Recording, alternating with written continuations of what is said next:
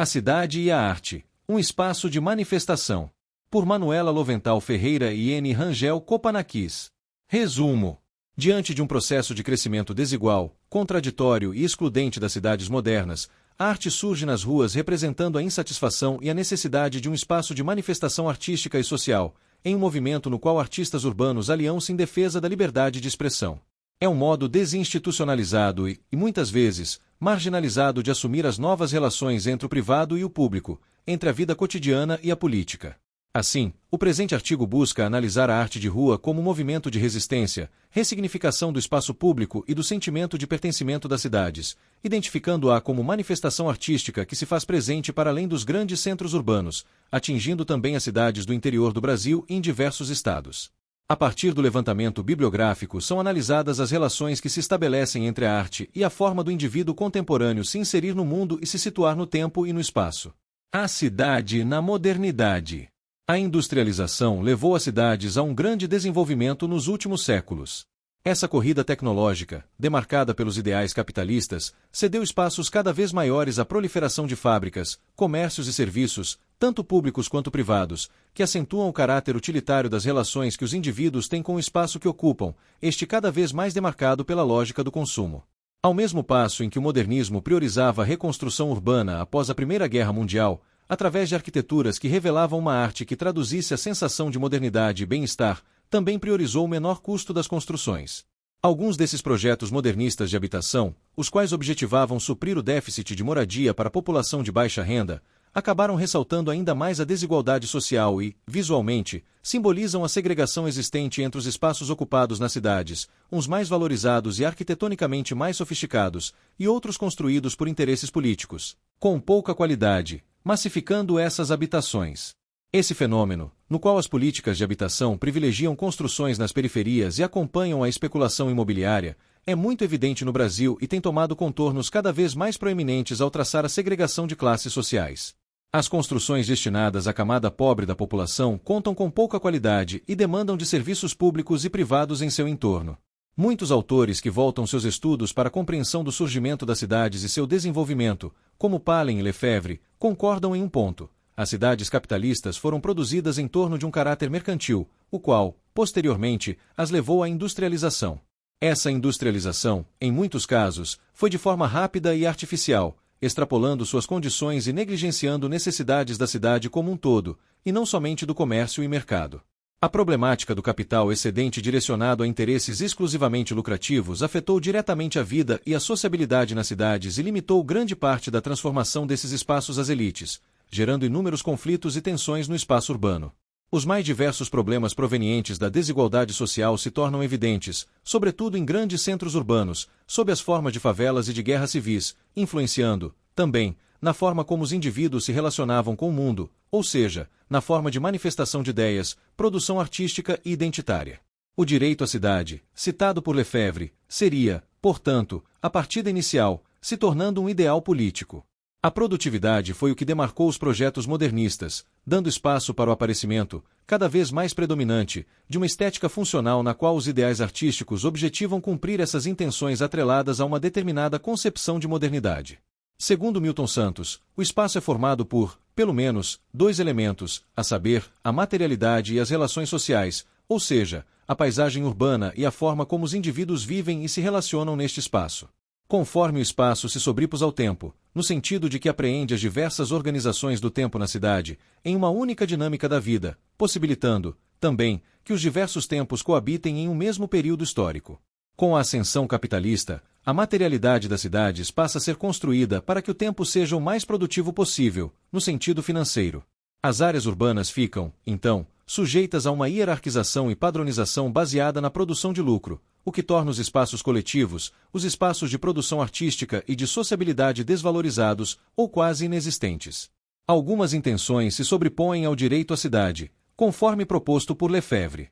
As cidades modernas passaram, portanto, por diversas transformações que, consecutivamente, corroboram em mudanças significativas no espaço urbano e influenciam diretamente a vida cotidiana de cada um que habita a cidade.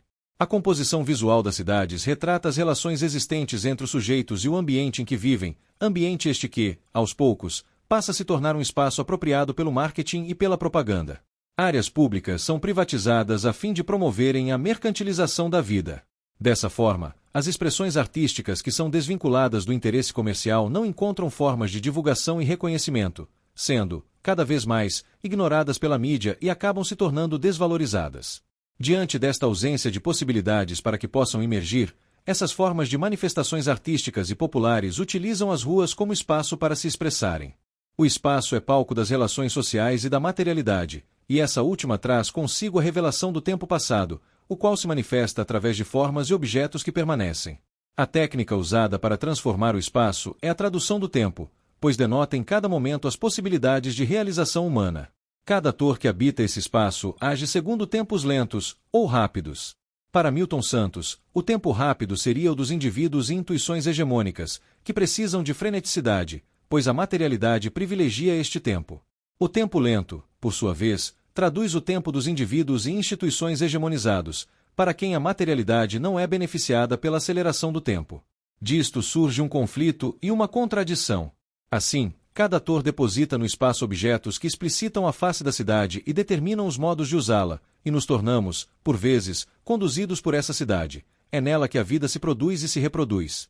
A cidade, enquanto forma materializada das relações entre os indivíduos e entre os indivíduos e o mundo em que vivem, revela sua organização social através das mais diversas manifestações urbanas, e é acerca disso que se faz necessária a compreensão para que seja possível desenvolver uma reflexão sobre os movimentos urbanos na atualidade, ou seja, entender a organização socioespacial como resultado de diversos fatores da esfera social, como os processos políticos, econômicos e culturais, na medida em que se vinculam à geografia das áreas urbanas.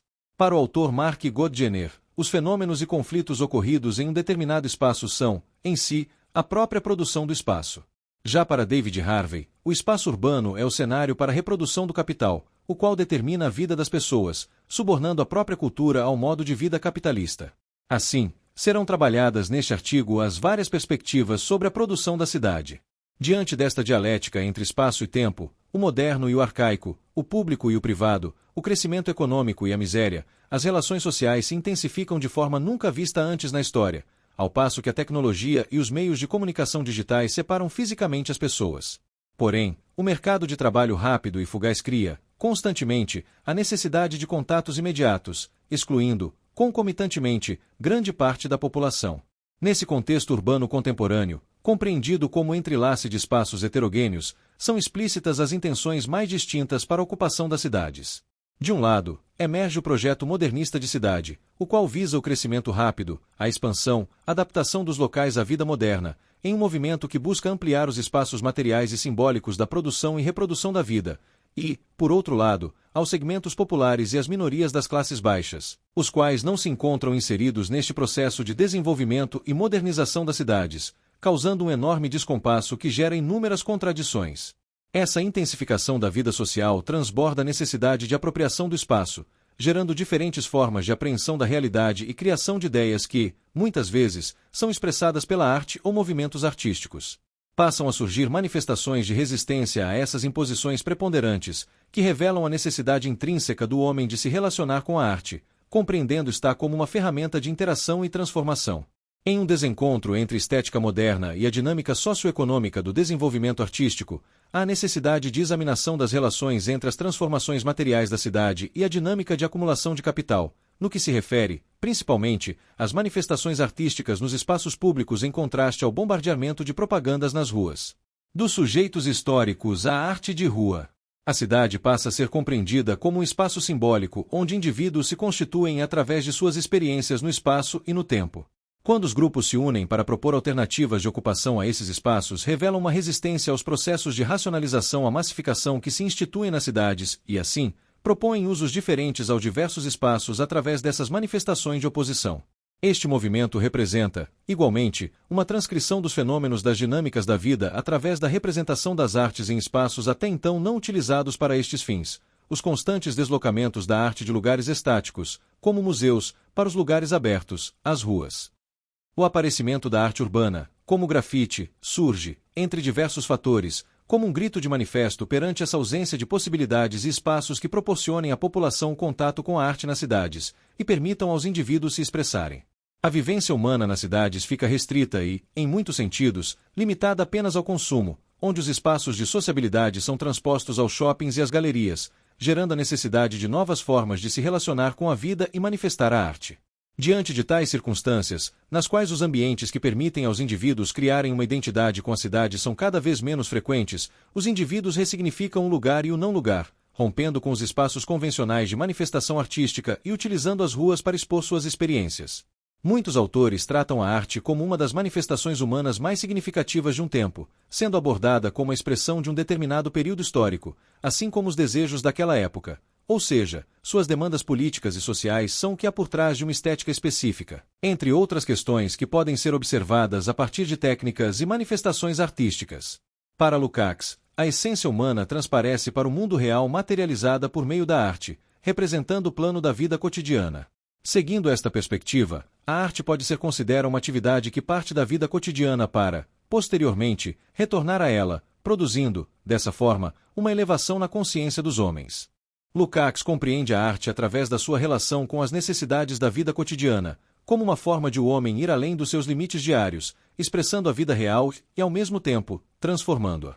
Na filosofia, Nietzsche é um dos autores que traz em suas obras a temática da arte como um dos aspectos mais relevantes de sua reflexão. O grandioso papel de dar sentido e continuidade à vida seria incumbido à arte. Os processos de simbolização e a vontade humana estão conectados e se expressam através das manifestações artísticas, conferindo o esforço da criação como um suporte fundamental à vida. Para Nietzsche, a cultura ocidental está doente, pois, nesse modelo de vivência, o modo metafísico do pensamento é o pilar de nossa civilização. Sendo assim, o niilismo sofrido pelo Ocidente seria consequência do idealismo metafísico apontado como uma debilitação dos instintos. A arte, neste sentido, emerge de um contexto de necessidade e passa a ser um meio de capturar a realidade e, ao mesmo tempo, de expressá-la em um exercício de distanciamento do ordinário, do cotidiano, da rotina e do comum, buscando ter outra visão sobre a realidade, de modo que ela cria uma nova linguagem para comunicar. Ao manifestar um sentimento por vias artísticas, o indivíduo ou grupo se desloca do plano do real, passando para outra forma de comunicação que foge da noção imediata. A complexidade das relações humanas está sempre interligada a outros fenômenos, e cada época cria seus mecanismos de visibilidade e resistência. Neste determinado período histórico, no qual as cidades podem ser vistas como a materialização do simbólico e a via na qual ocorre a produção e a reprodução da vida, a cidade moderna representa o espaço onde as relações estéticas também se destacam perante todos os mecanismos funcionais das cidades. A relação do homem com a arte dialoga com a realidade e, portanto, é um indicativo sempre presente para compreender os espaços que ocupam. É também um meio de divulgação de ideias e uma forma de se pronunciar diante da vida nas cidades. A partir do exposto, se faz importante compreender o papel, a função e forma social da arte de rua em suas expressões, como o grafite e a pichação, para estudar a dinâmica das cidades e os fenômenos contemporâneos. Assim, a arte de rua, em sua comunicabilidade e na sua renovação do saber e da sensibilidade, consiste, pois, no surgimento de outro tipo de vínculo da cultura com o território, resignificando o espaço e o lugar, bem como outros códigos de identificação das experiências, de decifração de seus significados e modos de compartilhá-los. Este é um campo propício para o trabalho transdisciplinar, pois, assim como é um debate sobre as demandas sociais materiais, sobre a produção capitalista das cidades, no que concerne ao caráter econômico, social e político, é também uma questão comunicacional e cultural, que permite compreender a arte urbana como uma manifestação crítica e política de alguns grupos perante a realidade social que vivenciam. Uma expressão popular, antes de ser analisada, deve por fins científicos e metodológicos, estar devidamente contextualizada em seu período histórico-social e político. É necessário também caracterizar o lugar dos grupos populares e de suas lutas políticas no que tange aos espaços cotidianos. Enfim, por isso, um debate que atravessa a cultura e o poder e, assim, requer ampliação conceitual que permite abranger formas de elaboração simbólicas e movimentos sociais, através do viés da arte que utiliza as ruas das cidades como uma enorme tela ou palco. A arte urbana. No final dos anos 60 e início dos anos 70, a arte começa a ganhar novas configurações e a se locomover de espaços fechados, como galerias e museus, para compor novos lugares, utilizando novas formas de se conceber um movimento artístico e a buscar diferentes dispositivos para estabelecer um diálogo e uma comunicação entre o artista, o receptor e o seu ambiente. Diante disto, os espaços passam a ser vistos pela arte contemporânea como mais um elemento da obra. A arte se expande para as ruas e novos artistas surgem a partir disto. Dessa forma, A arte urbana se torna uma das facetas da vida moderna que mais nos permite pensar a produção artística das cidades capitalistas em meio às lacunas de suas contradições. Fugindo do padrão estético tradicional, esta arte produz uma linguagem popular visual que comunica e dialoga com uma parcela da população que, muitas vezes, não frequenta um museu ou um teatro, ou mesmo não se identifica com estes locais. A arte urbana, por sua vez, é a expressão das reais relações da vida cotidiana nas cidades, e expõe, em muitos sentidos, as contradições e desigualdades de uma sociedade mediada pelo capital, em que a expressão popular, muitas vezes, não é considerada, pois, do ponto de vista das relações mercantis, não é produtiva. Segundo Garcia Canclini, a vida urbana transgride a cada momento essa ordem. No movimento da cidade, os interesses mercantis cruzam-se com os históricos, estéticos e comunicacionais. As lutas semânticas para neutralizar, perturbar a mensagem dos outros ou mudar seu significado, e subordinar os demais à própria lógica, são encenações dos conflitos entre as forças sociais, entre o mercado, a história, o Estado e a luta popular para sobreviver. Enquanto nos museus os objetos históricos são subtraídos à história e seu sentido intrínseco é congelado em uma eternidade em que nunca mais acontecerá nada, os monumentos abertos à dinâmica urbana facilitam que a memória interaja com a mudança, que os heróis nacionais se revitalizem. Com o crescimento das cidades, aumento da população e o surgimento de um grande centro econômico urbano, as cidades passaram a concentrar uma imensidão de mercados dos mais diversos perfis, transformando em mercadoria setores até então improdutivos economicamente. Diante deste contexto, a população excluída passou a expressar sua indignação por diversos meios, como a música, a dança, a arte visual, entre outras. Essas artes não apresentam pontos interessantes para a mídia, sendo desvalorizadas e negligenciadas, embora expressem demandas sociais e concentrem elementos artísticos. No caso do grafite e da pichação, muitas das mensagens por tais artes expressas trazem um caráter crítico ao sistema, expondo o sentimento de não pertencimento das cidades. Essa forma de se manifestar acaba trazendo outros sentidos à vivência urbana e cria possibilidades para diversas outras relações humanas em meio ao espaço que o cerca. Tais sentidos são produzidos diariamente, segundo os mais diversos interesses. O encontro com essas artes visuais nas cidades é, ainda, uma afronta lógica de uma cidade racionalizada e inserida num parâmetro padronizado de comportamento social. O próprio traço manual e espontâneo se opõe estruturalmente às legendas políticas ou publicitárias, desafiando as linguagens institucionalizadas quando as altera, questionando até mesmo os critérios da arte e sua legitimação. As expressões urbanas podem trazer para discussão não somente a questão da ruptura estética com o padrão da arte imposta, mas, em um sentido mais concreto, substancial e contextualizando, podem ser analisadas como algo que representa o seu contrário, ou seja, como um fenômeno que só existe porque outros problemas maiores e estruturais permeiam a realidade das cidades, e criam a necessidade de expressão de uma população não contemplada pelo desenvolvimento, onde não há locais públicos de entretenimento e faltam ambientes que incentivem a produção artística e cultural, assim como espaços gratuitos de sociabilidade. Neste sentido, este tipo de expressão artística expressa, também, além do seu caráter cultural e criativo, certa carência, sendo, ao mesmo tempo, uma consciência que exprime as reais limitações que nos são postas por uma situação histórica concreta, como um protesto contra a condição real. O sujeito contemporâneo pode ser constituído através da vivência urbana, pelo meio de transformações que contenham suas dimensões diversas, assim como ocorre com alguns grupos que convivem nas cidades e ocupam e produzem nesses espaços seus significados. Entre grupos de rap, punk, grafite, hip-hop, artesãos manuais, entre outros, encontra-se uma diversidade de expressões e uma complexidade de sentidos que originam uma sensibilidade inovada para a permanência cotidiana na vida urbana, em uma ressignificação da cidade. Esse contraste das formas de se comportar nas cidades gera uma tensão entre a massificação social.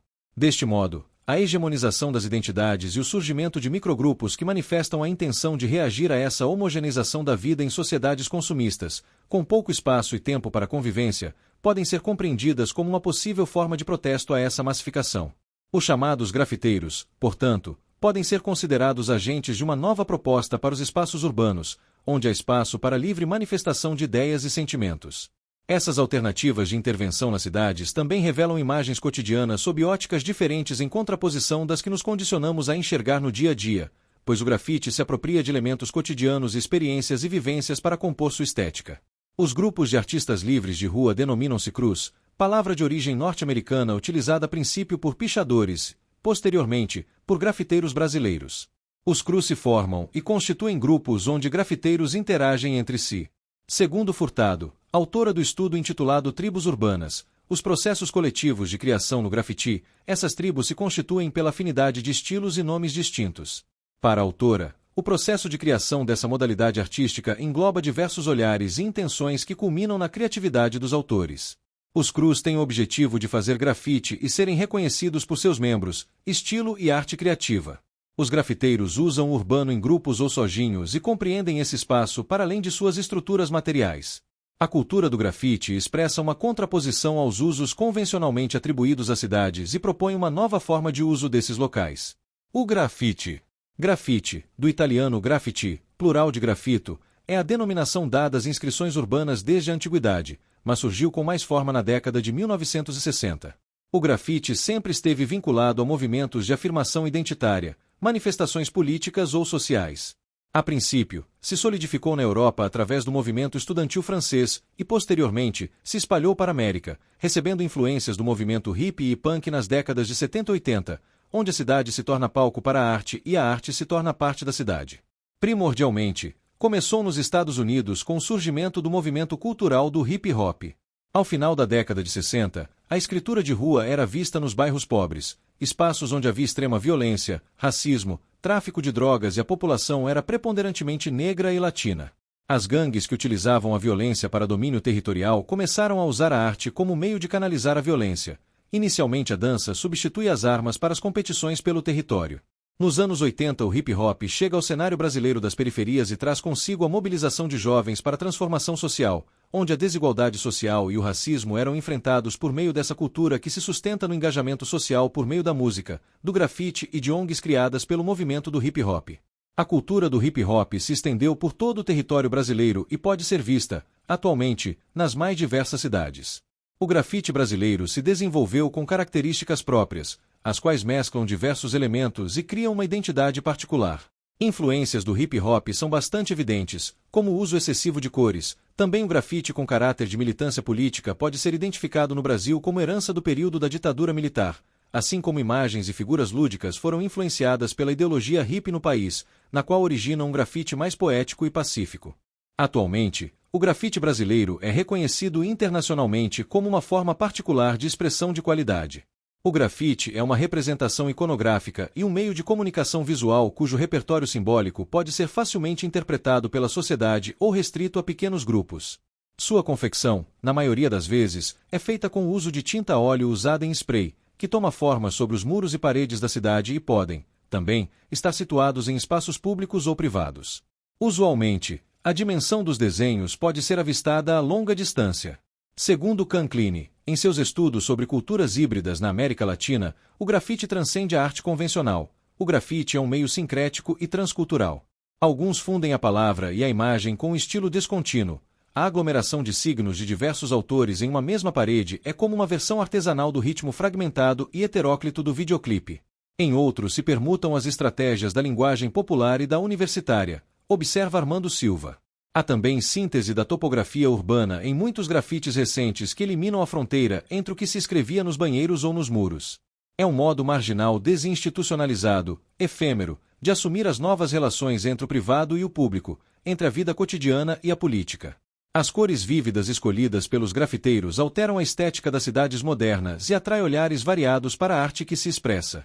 Essa comunicação urbana é praticada por minorias, os quais são, geralmente, moradores das periferias, homens, negros e pobres que utilizam desse recurso simbólico para comunicar à sociedade suas indagações e reflexões, de modo que, na maioria das vezes, os temas que emergem são relacionados à paz, desigualdade social, fé e amor. Grafite versus pichação. Ainda na década de 60, ou seja, paralelamente ao surgimento do grafite, emergiu a pichação, a qual também ocupou um espaço de destaque, explicitando fatores como manifestações políticas, ideais de competição entre os pichadores e depredação de monumentos, prédios públicos e privados. É necessário evidenciar que as aproximações e antagonismos entre grafite e pichação são compreendidos de formas diversas. Essa disparidade entre grafite e pichação é, primeiramente, evidenciada no senso comum, que tem de confundir os estilos de arte nas ruas, e ainda, é concebida de formas distintas por estudiosos do tema. Para uma primeira interpretação dessas intervenções urbanas, o grafite, ao contrário da pichação, se preocupa com a qualidade técnica da arte produzida, de modo que o preparo das paredes é feito de forma rigorosa, demanda tempo e requer mais detalhamento e sofisticação do criador. Dessa forma, o grafite se desvincularia da pichação e passaria a ocupar um espaço distinto, ao passo que os pichadores estão preocupados em transgredir as regras e provocar as autoridades por meio de manifestações que não têm pretensões artísticas. Assim, os grafiteiros manifestam uma necessidade de serem reconhecidos como artistas e de produzirem obras que requerem tempo e dedicação. Há, ainda, outra diferença que se sobressai entre as duas modalidades de expressão nas ruas. Os pichadores preocupam-se em serem reconhecidos em um grupo específico, já os grafiteiros se preocupam em serem reconhecidos pela sociedade. É importante fazer essa distinção, pois, comumente, confunde-se grafiteiro com pichador, e ambos merecem ser compreendidos dentro de suas especificidades, distinguindo-se os impactos que ambos procuram ocasionar. Outra abordagem conceptiva revela que existe uma diferenciação tênue entre as origens do grafite e a pichação. Porém, atualmente, para alguns grafiteiros, apenas a sua modalidade de arte de rua merece receber o título de arte, já que consideram as pichações vandalismos. Já para alguns daqueles que se intitulam pichadores, o grafite é uma expressão artística que foi aderida ao sistema a que eles se revoltam. O grafite foi instituído como arte urbana, ao passo que a pichação não se enquadrou nesse mérito e é frequentemente concebida como práticas de vandalismo. Para Schultz, ambas são expressões artísticas, apesar das distintas interpretações e distintos impactos que causam nos espectadores.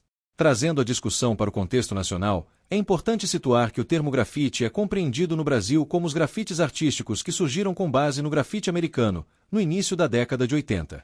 Já a pichação é um termo que se refere às inscrições feitas nas cidades com o uso de sprays e se difere do grafite nas formas utilizadas. Ambas as técnicas utilizam o spray como instrumento que acaba aproximando as modalidades de intervenção nos espaços urbanos. Porém, anteriormente, a pichação era feita com piche, produto obtido do petróleo e muito utilizado na época da ditadura militar para escrever nos muros e paredes. Contudo, após o surgimento do spray, a pichação passou a se utilizar desse material, o qual era mais viável e, hoje, é comum aos dois estilos, grafite e pichação, os quais acabam se confundindo. A crítica feita é que o grafite originado nas periferias, em meio a conflitos econômicos e raciais, e combatente da homogeneização dos sujeitos das metrópoles modernas, acabou sendo cooptado para o estilo de vida ao qual originariamente combatia. Considerações finais. As frustrações dos órgãos de direitos humanos e da ineficácia das instituições levam-nos a refletir, também, sobre o papel da cultura como expressão simbólica para sustentar demandas quando as vias políticas não contemplam as necessidades dos indivíduos e o mínimo para sua existência nas cidades. Essa ausência de resultados eficazes na política, combinada com o crescimento desigual das cidades, entre outros fatores estruturais, ocasiona uma exclusão de grande parte da população, gerando, assim, um sentimento de revolta e insatisfação que não encontra uma devida forma para ser evidenciada.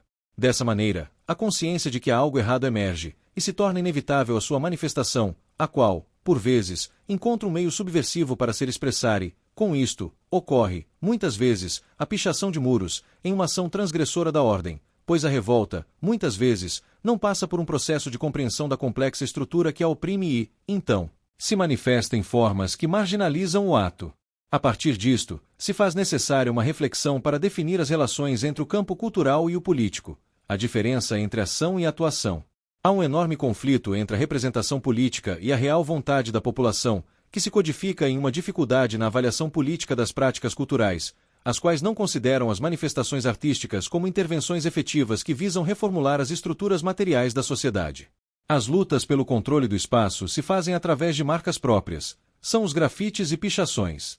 Suas referências sexuais, políticas ou estéticas são maneiras de mostrar ao mundo um modo de vida e de pensamento de um grupo que não dispõe de circuitos comerciais ou políticos para se expressar, mas que busca afirmar um modo de viver, uma forma de pensar que foge do convencional e que não se limita às relações mercadológicas e de consumo. Esses grupos procuram mostrar que não é por estarem fora das universidades e dos museus que são incapazes de produzir arte e cultura, ou seja, por desconhecerem a história dos saberes e estilos, e, sobretudo, buscam mostrar que pertencem à cidade, ressignificando esse espaço público. Acerca das intervenções, vimos que, muitas delas, são baseadas em técnicas elaboradas e imagens, e outras buscam comunicar frases, mensagens políticas, pedidos, poesias e alguns símbolos por meio dos quais tratam de códigos entre grupos específicos. No entanto, todas as expressões nos forneceram elementos para se pensar uma mesma questão: essas manifestações, artísticas ou não, Comunicam algo, são manifestações de algo que está para além do próprio fenômeno, sendo, portanto, necessários. Reflexão e exercício de compreensão para iluminar o que está por trás de tais linguagens, a saber, por que estes grupos sentem a necessidade de se apropriarem do espaço público para divulgar suas ideias. Porque a arte não pode emergir das ruas e utilizar a cidade como seu espaço de criação. Tais intervenções são formas de comunicação e diálogo entre a arte e o urbano, o tradicional e o contemporâneo. Assim, a cidade se torna um palco de efervescência cultural e artística, bem como espaço de reivindicação e confrontos. As práticas culturais são mais que ações, são também atuações de sujeitos que buscam construir a história. As ruas da cidade são palcos de luta, mas, também, onde uns e outros têm a experiência da alteridade e do reconhecimento. O confronto é um modo de expor uma desigualdade que está colocada, mas que, de forma alguma, é imutável, e as manifestações de rua e a arte urbana nos mostram que o tempo materializado no espaço é constituído pela história das sociedades que o compõem, e está, constantemente, em processo de transformação, sendo, pois, um movimento dinâmico e autoconsciente, que busca sempre evidenciar os conflitos e não esconder a diferença, mostrando a riqueza e o valor de uma arte autêntica, original e que tem muito a dizer sobre o mundo. A cidade é o produto de toda uma história que se cristaliza e se manifesta, de modo que o espaço urbano se torna palco para a arte e a arte se torna parte dele. Considere contribuir com este canal para que possamos investir em mais recursos a fim de aumentarmos o alcance e produção de mais conteúdos. Pix na descrição deste vídeo.